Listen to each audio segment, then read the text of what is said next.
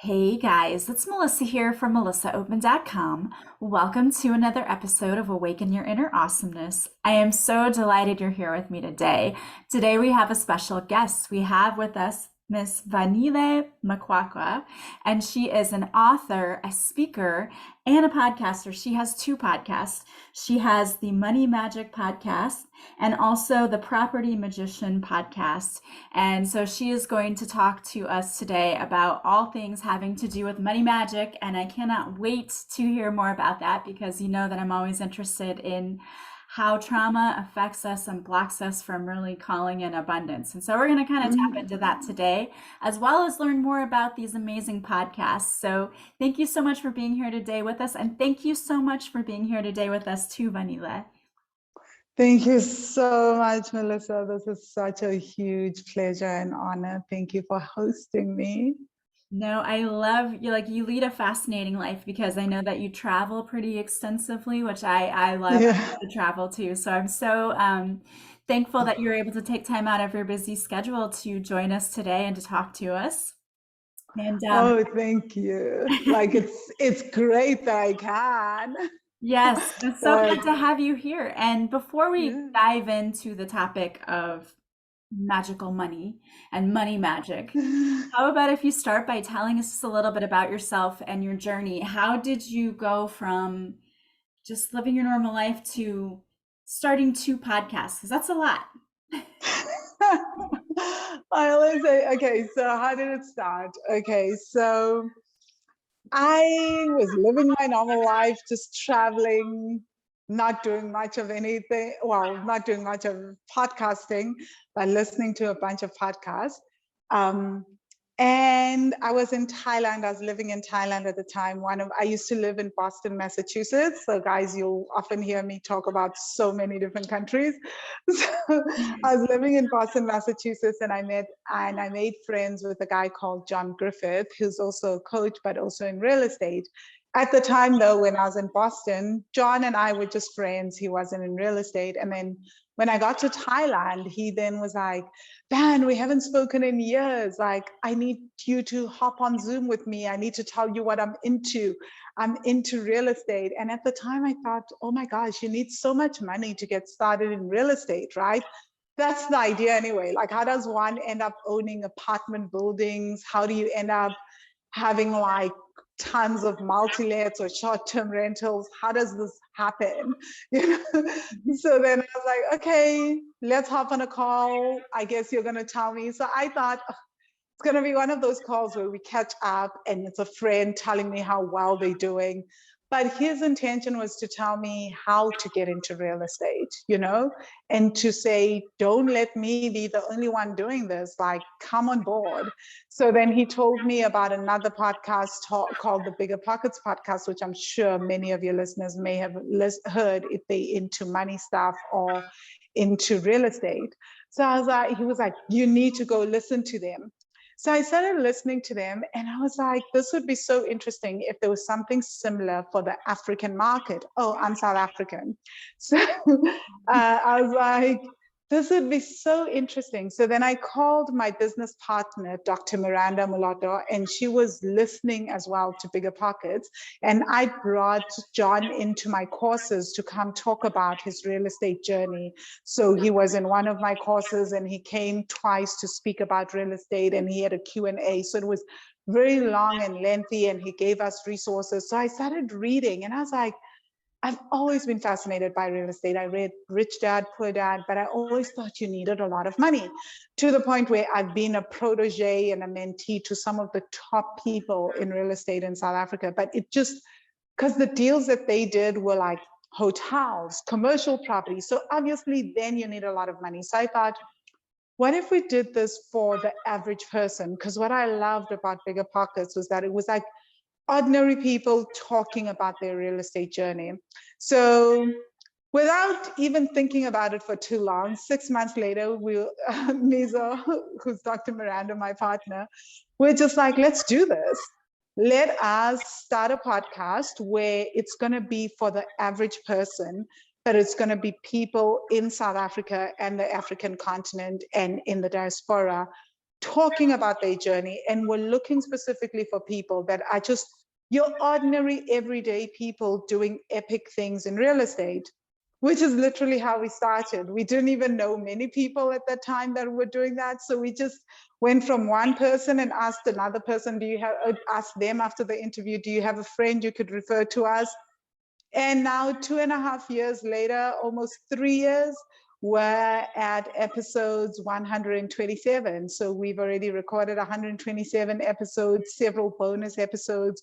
We've been featured in different things. We've started a real estate investment fund. So it's just grown really beautifully. Yeah. So yeah, and then with Money Magic podcast, because I was doing the Property Magicians podcast, when COVID hit, I was like, you know what would be really dope? Because people are stressed about, oh my gosh, what's this going to do for my finances? What's going to happen with money? And nobody really talks about what's happening with the nervous system side of things when it comes to money. And that's been my work for years and years, right? So I was like, it would be just nice to have not just my voice talking about trauma and money and healing trauma and money and how it's changed my life, but to really start interviewing my own clients and having everyday people who are not super famous, sharing their journey, sharing their stories, sharing how when they started working with me, what are some of their aha moments, what is their definition of trauma now, what has shifted, what they do differently with money. And that's literally what I did. And that podcast is now at 70 something episodes.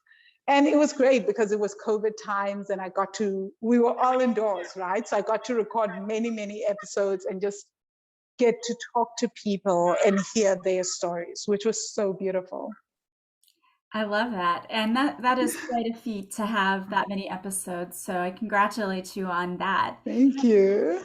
And I'd love to I'm curious, find out when you talk about the nervous system and finances, I'd love to hear more about that. And what do you think happens to people with trauma and finances?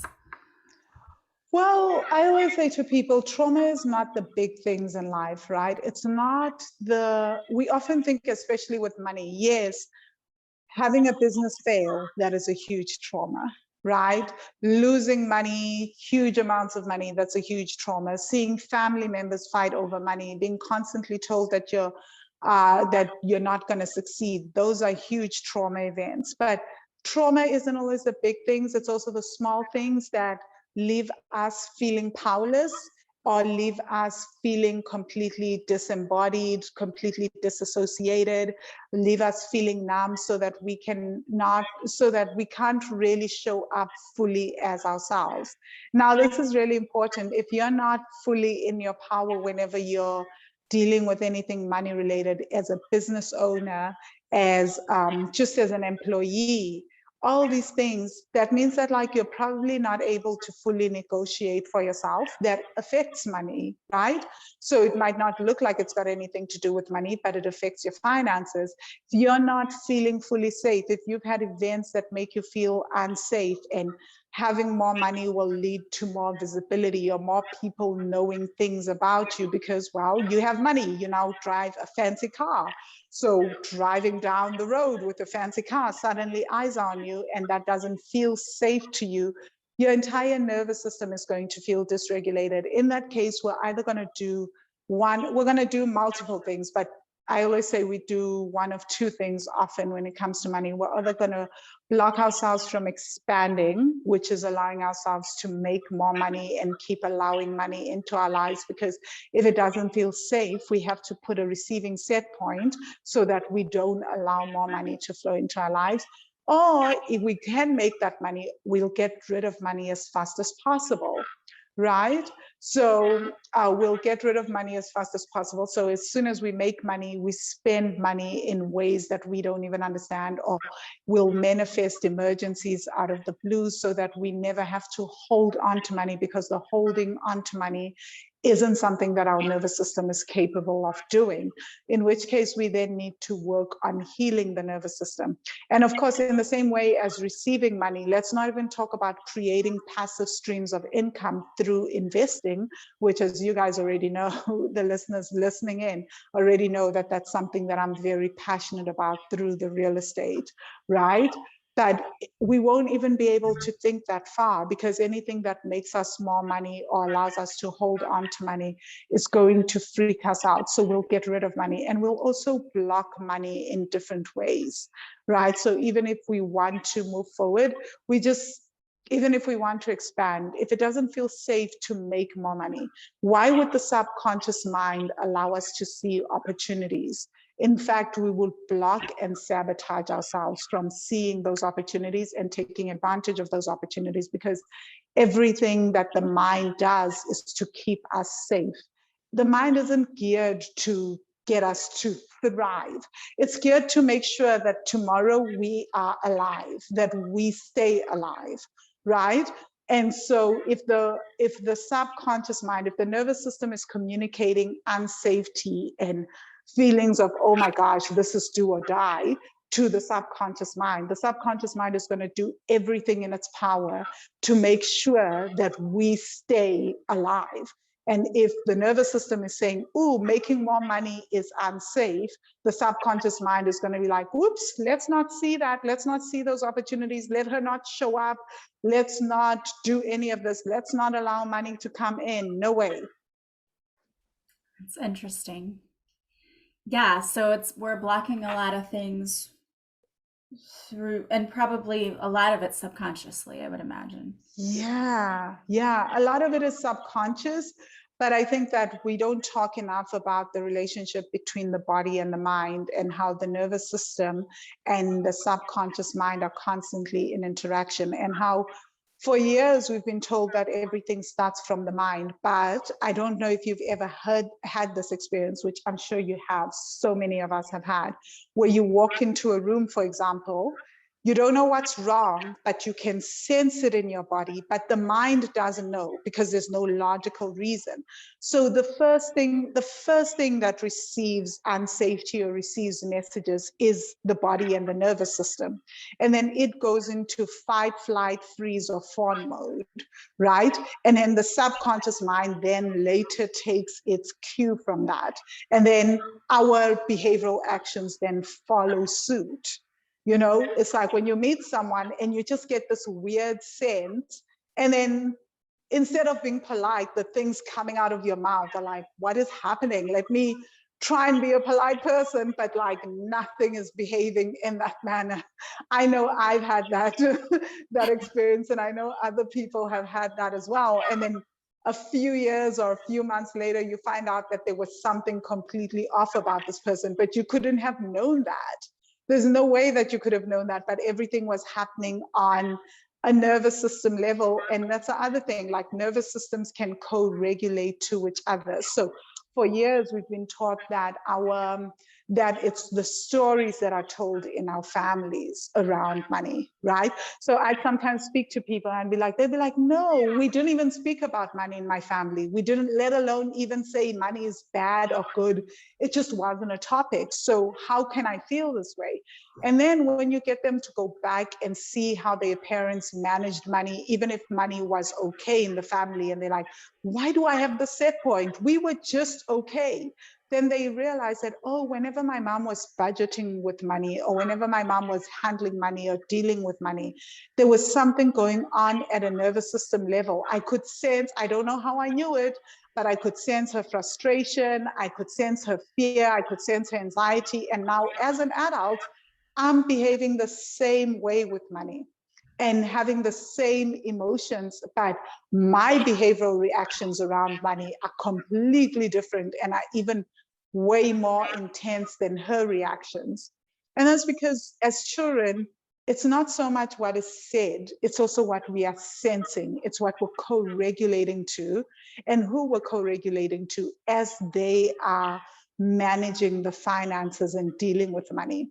So it's still that whole thing of, it's not what's being said, but it's what I am sensing and feeling, which as women for years, we've been saying that, right? It's like, it's not what you're saying, it's what I can sense, and I can just, so that is really, really true. There are studies that are showing that there is nervous system co-regulation, and then we're teaching, then the nervous system learns from our caregivers that, oh, when I handle money, this is how I feel.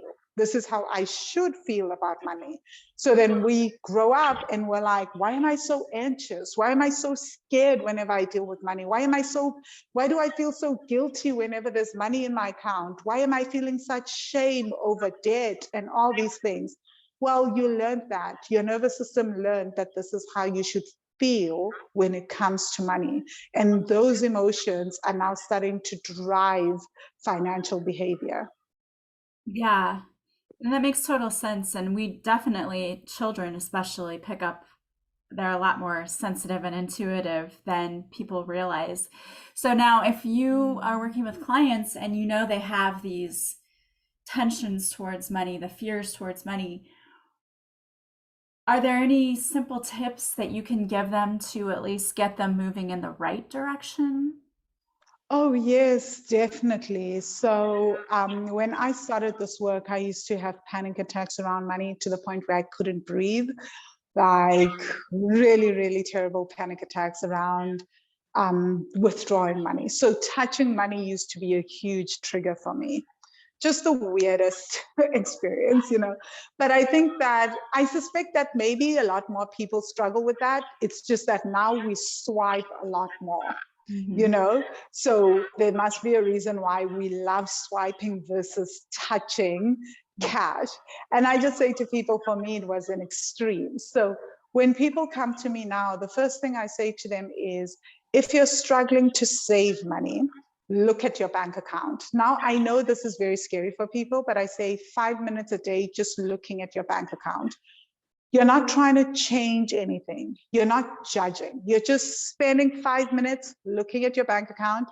Shut down the app or put away, if you're doing printed a hard copy of the bank account, put it aside. I love doing this every day, so I do recommend just the app or the website for your bank, and just scrolling through and just looking, and then just spend 5 minutes observing your breathing. Now that you've looked at your bank account, what's happening with your breath? The breath and the emotions work hand in hand. And then over time, start in those 5 minutes, start focusing on your body as well, right? So do this every single day for as long as you start to realize that there's some kind of reaction. And then just notice what is happening in your body. Don't try to judge anything. Keep it down to 5 minutes. So the entire exercise is 10 minutes in total. And then over time, start looking at where your money is going. So with time, as your breathing starts to change, to slow down, you start to notice that the sensations in your body are not as intense. Start looking at your bank account again. And what you're going to do this time is you're going to start looking at where your money is going, and you're going to start evaluating if this is in line with your value system, right? And then you're going to start asking things like, and then you're going to start looking at what is the shortfall. So if you want a cash life or you want to minimize your debt, how much money are you overspending every month from your salary or your income? And that is not so that you can contract yourself. So this is where I teach this work really differently. I believe that desires are really, really valid. The things that you want in your life are so important. So this is where we start talking about expansion. How much more money do you want to be making to be able to cover all these desires and have the life that you want? And just break it down for yourself. Do you need to, if you're in a job or if you have a business, how much more do you need to make every month? Is it going to be an extra $2,000, an extra $5,000 a month? How does that look like? And then you start going into, if you have a side hustle or a side business, what does your business need to make? Let's look at your clients. How many clients do you have to service? Let's look at your pricing. Is that feasible? Does your clients, the clients that you want to service and the pricing that you have, is it in alignment with the lifestyle that you desire for yourself now, or even in another year or two, or even in 5 years, if you can think that far ahead? So you really want to also start building a business that is in alignment with the lifestyle that you desire. And I say this more often for women, because for most of us, you're going to have children, right? Not everyone, but some of them are going to have children, and those are the majority of my clients. What does that business look like when you are making those life-changing decisions? Are you a stay-at-home mom? Do you mind having nannies around? Are you going to be working on your business? Really just thinking about that, and then building a business that allows you to have the life that you desire and still meet your wants, needs, and a full on deep pleasure desires as well. I love that. I like that you do a lot of the visualization with them too, because I think a lot of people don't do that and thinking about like what do they really want and then how is this going to align with that. I want to switch gears just a little bit because I'm very interested in also the real estate portion, how you got into that and how you're helping people with that as well. Because I would agree that at least I've always assumed that you have to have a lot of money to invest in real estate. That's always been my opinion, but tell us if I'm wrong. Okay, so like I said, I always assumed this for years. So what I learned in real estate and how I mainly help people is with my business partner through, so I'll answer that quickly. It's through the podcast. People have learned how to start investing on their own through our real estate podcast. And then we started a real estate investment company, which is fund, really. It's not a company, it's an investment fund. So in South Africa, they are called stokvels, which is collective investment schemes. So these are schemes that back in the day when our parents couldn't afford to send children to university or buy houses cash, and they didn't have access to certain opportunities because of apartheid South Africa, what the community would do is they would come together and they would all raise funds and take the kids to university through the stokvel funds, or you join a stokvel and it's a saving scheme. So at the end of, say, 12 months, you then have more money than you've put in, and then you use that money to build a house, to extend, to do all sorts of things. So you've got stokvels for everything. So we then started one for property, right? And the reason why we chose the stokvel model is that real estate uses fancy terms. Once you start saying investments, you've already gone into fancy language, fancy English, right? So we wanted a term that everyone in South Africa, from our grandmothers all the way through to the younger generation, understood. If we said it's a property stokvel, they completely understand what it is that we're talking about. We don't have to over-explain. But if we said, oh, it's a property investment fund, it's the same thing. So we're just using different terminology, right?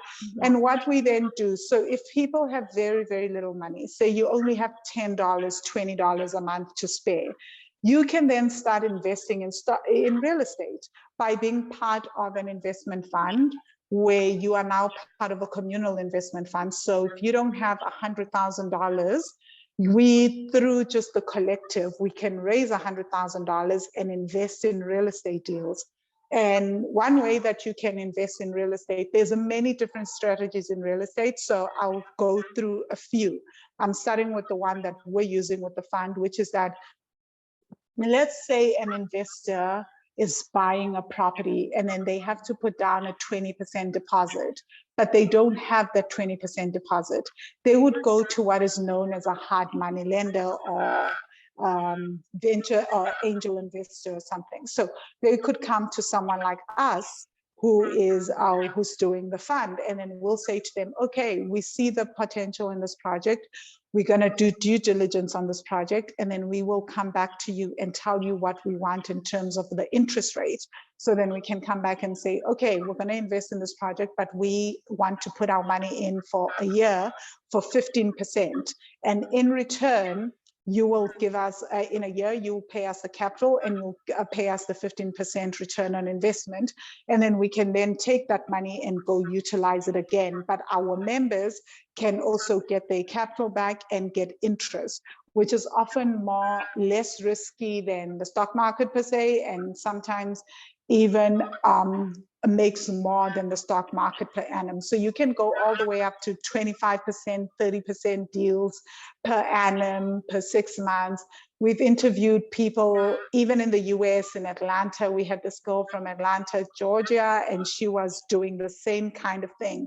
She started with $10,000, and she said by 4 years, she had already made $40,000 from the strategy of just loaning out to investors. So you get that.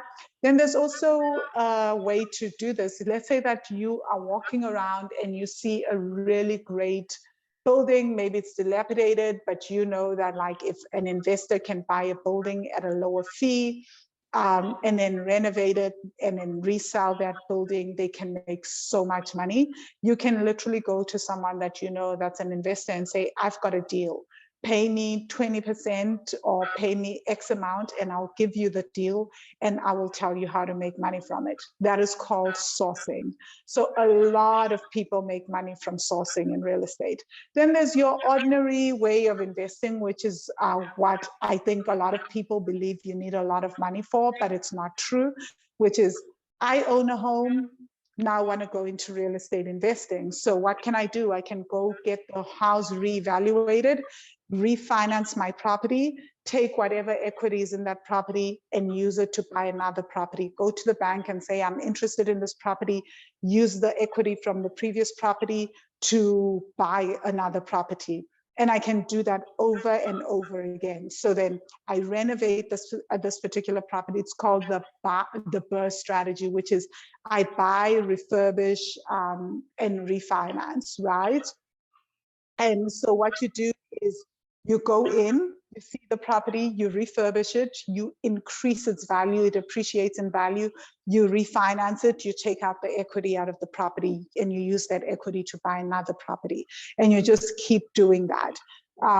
Another strategy is literally short-term rentals, which is right now, most people think that you just need to, if you're doing Airbnb or you're just doing co-working spaces in other parts of the world. Like I have a friend that I was telling to do this in Mexico, so she's already started doing this as well, which is renting a property. I did this in Thailand as well, which is you rent a property, the property is going to be nice, right? And then you talk to the landlord and you ask if you can sublet the property. You can put the property up on Airbnb and get more money for it per month, right? So you're paying the landlord a certain fee, but then you're getting more money because you're dealing with the tenants on Airbnb and you're managing the property, all that.